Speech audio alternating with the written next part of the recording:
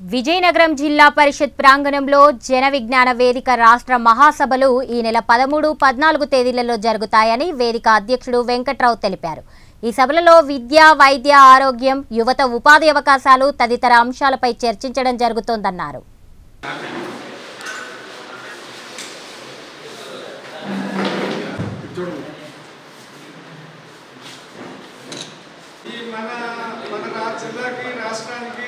Gujarat issue ఉంది. గుజరాత్ ఇష్యూకి రాష్ట్ర నాయకులు ప్రపంచ శాంతి అన్ని విషయాల ఫోకస్ ఉంది కాబట్టి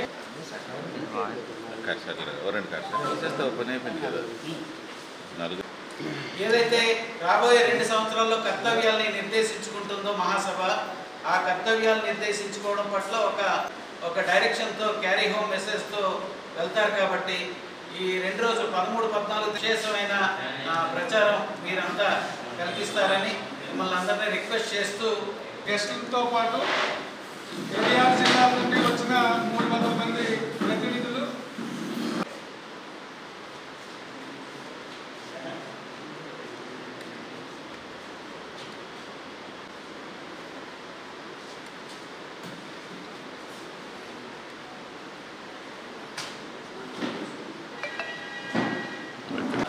శాస్త్ర విజ్ఞాన ప్రచార సంస్థ శాస్త్రీయ దృక్పథాన్ని పెంచడానికి ఒక లక్ష్యంగా పెట్టుకుని పనిచేస్తున్న సంస్థ.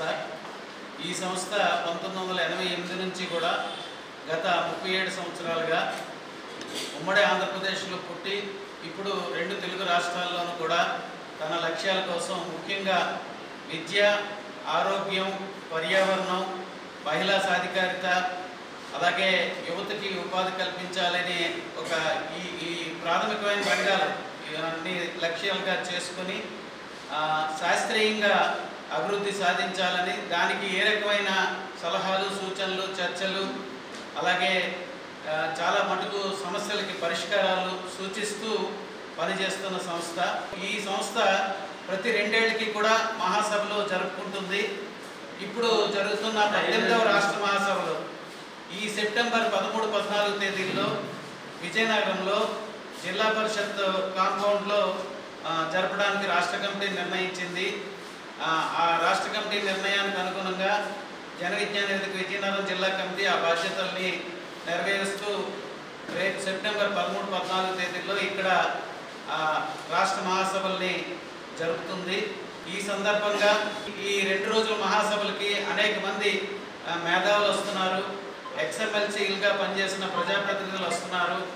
వారు చాలా ఈ చర్చల్లో పాల్గొని వాళ్ళ సూచనలు ఇచ్చి చాలా సమస్యలకి, ఈరోజు ప్రపంచవ్యాప్తంగా అనేక సమస్యలు ఉన్నాయి. ప్రపంచ శాంతి ఒక సమస్య, అలాగే దేశవ్యాప్తంగా విద్య, వైద్య రంగాల్లో, ప్రాథమికమైన రంగాల్లో, పర్యావరణ రంగంలో అనేకమైన సమస్యలు ఉన్నాయి. ఈ సమస్యల మీద చర్చలు జరుగుతాయి.